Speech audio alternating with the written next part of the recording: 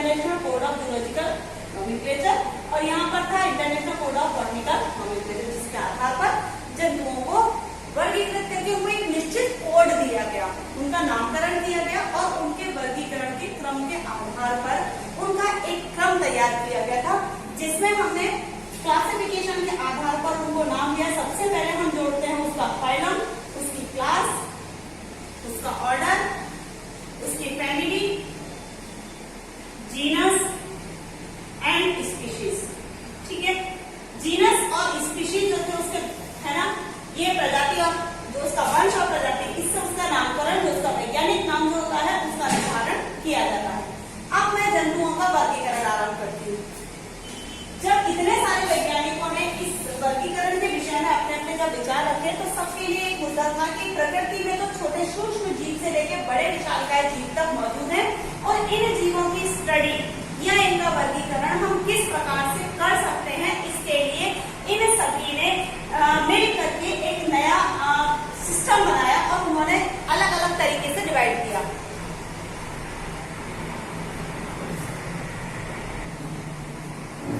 वर्गीकरण जब इन्होंने किया तो उन्होंने देखा कि इस वर्गीकरण में अलग अलग तरह के जंतु हैं, तो उन्होंने कैसे डिवाइडेशन कर दिया।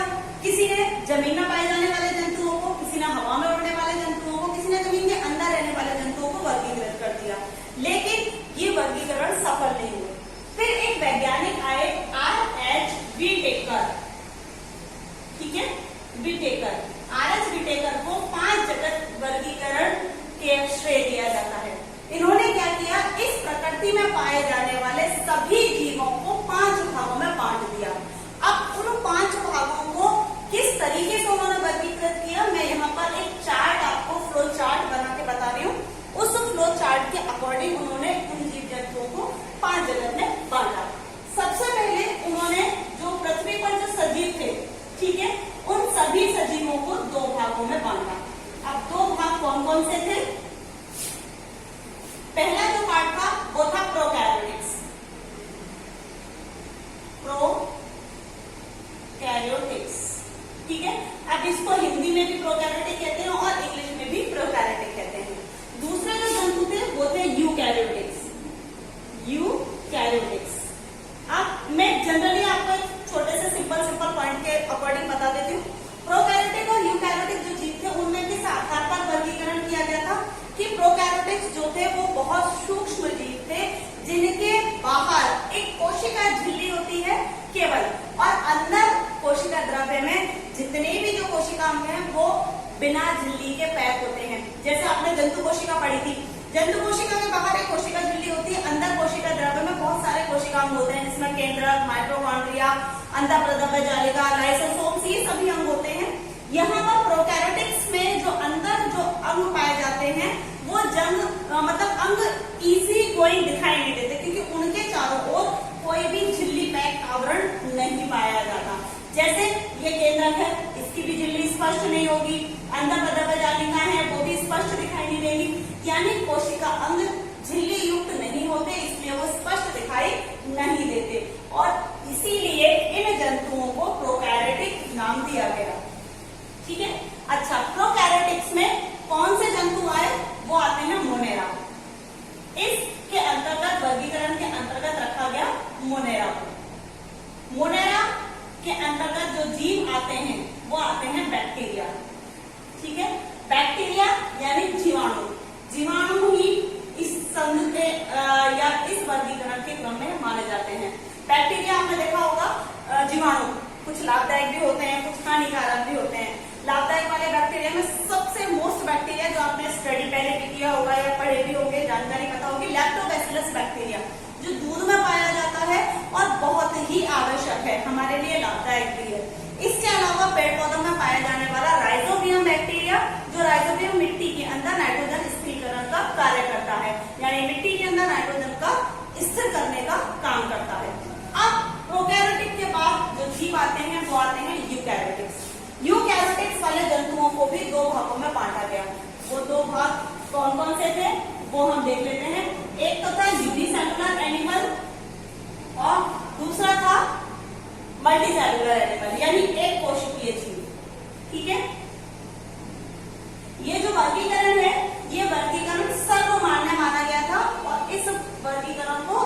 चार्ल्स विटेकर ने दिया था। एक कोशिकीय जीव और दूसरा है बहुकोशिकीय जीव। ठीक है। अब जनरली बच्चों से जब हम पूछते हैं तो एक कोशिकीय और बहुकोशिकीय में क्या डिफरेंस होता है, तो बच्चे एक सिंपल डिफरेंस बताते हैं कि इसमें एक कोशिका होती है इसलिए इसको हम एक कोशिकीय कहते हैं, और इसमें बहुत सारी कोशिका होती है तो हम इसको बहुकोशिकीय जीव कहते हैं। जबकि केवल एक कोशिका की उपलब्धि ही इसमें काफी नहीं है, बल्कि इसमें यह होता है, अब आप सोचो एक सिंगल कोशिका से कोई जीव बन सकता है क्या? सवाल ही नहीं, क्योंकि कोशिका तो हर सजीव की एक छोटी से छोटी इकाई है। किसी भी जीव की अगर हम स्टडी करें तो सबसे छोटी इकाई कोशिका मानते हैं, जो उसकी संरचनात्मक और क्रियात्मक इकाई होती है। तो एक कोशिका से तो कोई जीव बन नहीं सकता। इसका मतलब है वो जीव जो एक ही प्रकार की कोशिका से मिलकर बने होते हैं उन जीवों को एक कोशिकीय जीव कहा जाता है। और इसमें जो जीव आते हैं वो जीव कौन कौन से होते हैं वो मैं आपको अभी बताऊं। जैसे एक कोशिका से बनने वाले जितने भी जीव है, अमीबा, पैरामीशियम, यूग्लिना, ये सब एक कोशिकीय जीव है। और इनको जिस समूह में रखा गया वो था प्रोटेस्टा। प्रोटेस्टा हिंदी और इंग्लिश दोनों में एक ही वर्ड आएगा, प्रोटेस्टा। ठीक है। और इसमें जो एग्जाम्पल था वो एग्जाम्पल क्या है इसके अंतर्गत? Amoeba, paramecium, Euglena. अब बारी आती है मल्टी सेलुलर एनिमल्स की।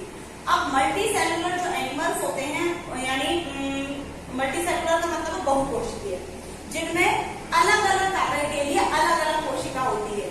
ठीक है। यानी पाचन अलग करेगी, श्वसन दूसरी कोशिका करेगी, या चलने फिरने का काम कोई और कोशिका करेगी। इस तरीके से जीव के अंदर अलग अलग कार्यों का निर्धारण जब अलग अलग कोशिका करती है और वो सारी कोशिका मिलकर एक सिंगल जीव बनाती है, तो उन जीवों को हम कहते हैं बहुकोशिकीय जीव।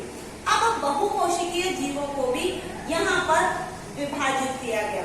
ठीक है।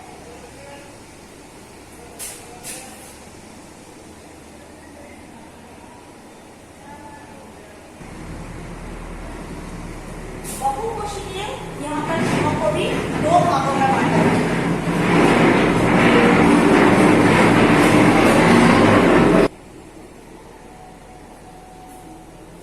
बहुकोशिकीय जीवों को यहाँ पर दो भागों में बांटा गया। अब वो किसके आधार पर बांटा इन्होंने? कोशिका भित्ति के आधार पर। ठीक है। कोशिका भित्ति के आधार पर। अब जिनमें कोशिका भित्ति उपस्थित है वो, और दूसरे कोशिका भित्ति अनुपस्थित। ठीक है। अब अनुपस्थित किसमें होती है? अनुपस्थित किसमें होती है कोशिका भित्ति? वो आती है जंतुओं में। ठीक है। जंतुओं में इसको कहते हैं एनिमेलिया। एनिमेलिया ही लिख देती हूँ, एनिमेलिया। एनिमेलिया के अंतर्गत सभी जीवों को, मनुष्य वगैरह, कुत्ता, बिल्ली, जानवर, जितने भी जो जंतु होते हैं उनको इसके अंदर रखा गया। आपने पढ़ा होगा जब कोशिका पढ़ी होगी तो जो जंतु कोशिका होती है उसमें केवल बाहर की ओर कोशिका झिल्ली होती है, कोशिका भित्ति नहीं होती है।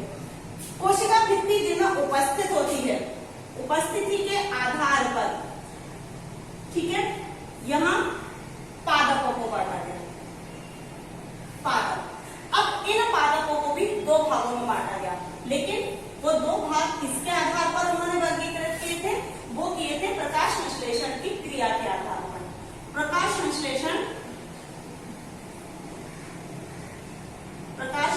की क्रिया जिनमें नहीं होती है या अनुपस्थित है वो कहलाते हैं, जिनको हम कहते हैं कवक या फंजाई। फंजाई या कवक। अब आपने देखे होंगे जैसे ब्रेड कुछ दिनों के लिए अगर हम रख दें या रोटी जब खराब हो जाती है तो उसके ऊपर बारीक बारीक धातुओं संरचना एकत्रित हो जाती है जाल के रूप में, या कभी कभी हरी या सलेटी सी एक लेयर जम जाती है जो कहलाती है कवक। बरसात के दिनों में पेड़ की छालों पर, जमीन पर, मिट्टी में, लकड़ी के जो डूंट वगैरह जो होते हैं, लकड़ी के फर्नीचर पर, दरवाजों पे एक लेयर ग्रे, ग्रीन से ब्लैक से कलर की जम जाती है, वो कहलाती है फंजाई। ठीक है। क्योंकि उनमें प्रकाश संश्लेषण की क्रिया नहीं होती है इसलिए उनका जो कलर होता है वो ग्रीन नहीं होता, और उसमें आती है कवक। और कवक का एक सबसे और एग्जाम्पल बताओ, मशरूम, जो लोग खाने के लिए भोजन के रूप में उपयोग में लेते हैं वो मशरूम, या कुकुरमुत्ता जिसको हम कह सकते हैं।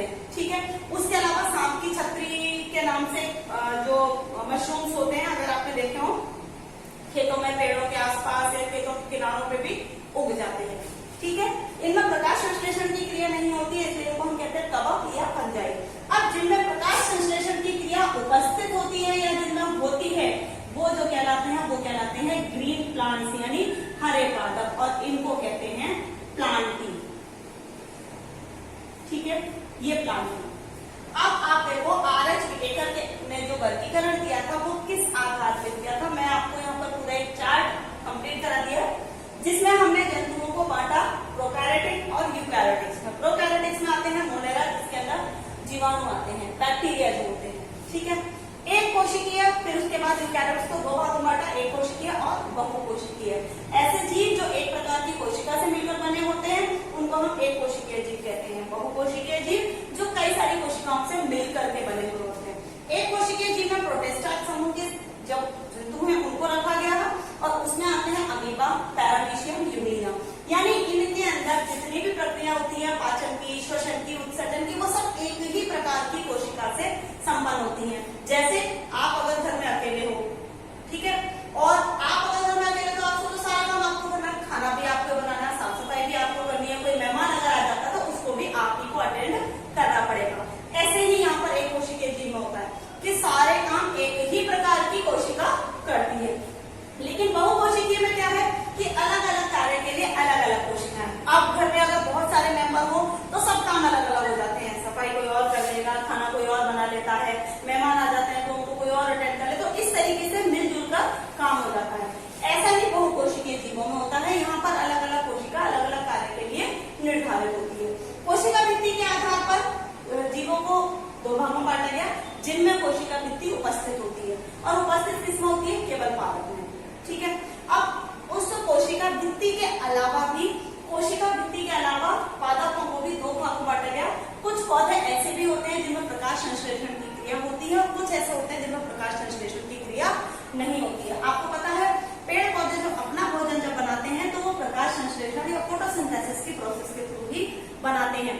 प्रकाश संश्लेषण की क्रिया के द्वारा सूर्य के प्रकाश को अवशोषित करती है हरी पत्तियां, और उन हरी पत्तियों में जो क्लोरोफिल नामक जो वर्णक होता है वही केवल सूर्य के प्रकाश को अवशोषित करने में सक्षम होती है। और उसके बाद पौधों में एक प्रोसेस होती है प्रकाश संश्लेषण की, जिसके माध्यम से CO2 और H2O रिलीज होती है। ठीक है, अच्छा, यहाँ पर इस प्रकाश संश्लेषण की क्रिया जिनमें नहीं होती है वो कहलाते हैं कवक या फंजाई, क्योंकि इन पौधों में प्रकाश संश्लेषण की क्रिया नहीं होती है, इसलिए ग्रीन कलर के नहीं होते। इनका कलर ग्रे, व्हाइट, ब्लू और दूसरे कलर हो सकते हैं, लेकिन ग्रीन नहीं होता। ठीक है, इसका सबसे मेन जो एग्जाम्पल है वो है कवक का राइजोपस। ठीक है, राइजोपस के अलावा मशरूम, जिसको हम कुकुरमुत्ता भी कहते हैं, और जिनमें प्रकाश संश्लेषण की प्रक्रिया होती है और जो भोजन प्रकाश संश्लेषण की क्रिया के माध्यम से बनता है वो है हरे पादप यानी ग्रीन प्लांट। ग्रीन प्लांट सूर्य के प्रकाश की उपस्थिति में सनलाइट को अब्सॉर्ब करते हैं और भोजन की प्रक्रिया संपन्न करते हैं, और मंड के रूप में भोजन को लंबे समय तक संचित करते रखते हैं, जिससे पेड़ पौधे ग्रोथ करते हैं। ठीक है, या पेड़ पौधों के अंदर होने वाली पुष्पन की प्रक्रिया है या फलन की जो प्रक्रिया है वो सब उसी के माध्यम से संपन्न होती है। यहाँ पर हमने छोड़ दिया था कि कोशिका भित्ति अगर जिनमें अनुपस्थित होती है वो जीव कौन से होते हैं, तो उपस्थिति के आधार पर अनुपस्थित किसमें होती है, एनिमेलिया में। एनिमेलिया यानी एनिमल्स, क्योंकि जंतु जितने भी हैं, जब कोशिका आपने पिछली क्लास में आपने पढ़ा होगा कि कोशिका के चारों ओर एक आवरण पाया जाता है। ठीक है, अब उस कोशिका में जंतु कोशिका जो होती है उसमें केवल आवरण जो होता है वो कोशिका झिल्ली के रूप में होता है, जबकि पादप कोशिका के अंदर कोशिका झिल्ली के ऊपर एक आवरण होता है जिसको हम कहते हैं कोशिका भित्ति, जो सेलुलोज की बनी होती है। लेकिन जंतुओं में ऐसा नहीं होता। और इस तरीके से आर.एच. विटेकर ने जीव पृथ्वी पर पाए जाने वाले जीवों को 5 भागों में बांटा। अब वो जो वर्गीकरण था आर.एच. विटेकर का, उस वर्गीकरण के आधार पर सबसे पहले थे मोनेरा, दूसरा प्रोटिस्टा, तीसरा फंजाई, चौथा प्लांटी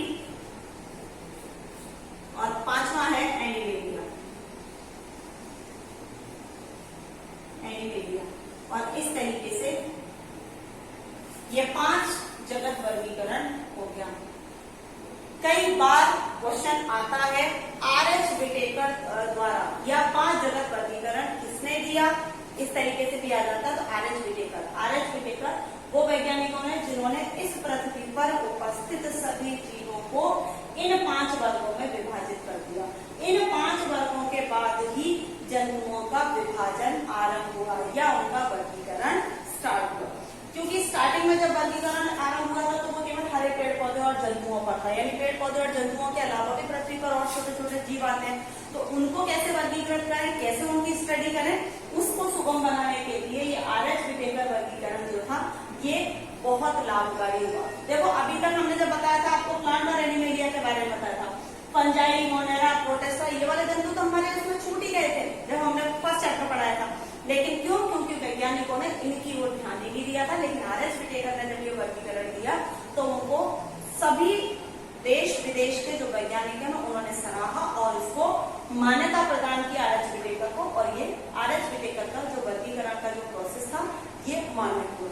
आर.एच. विटेकर के इस वर्गीकरण के बाद हम पढ़ेंगे कि कुछ ऐसे भी सूक्ष्म जीव हैं, आग, बैक्टीरिया वगैरह, जो इनके अलावा भी होते हैं, लेकिन उनको इन्हीं के समूहों के साथ जोड़ करके रखा गया।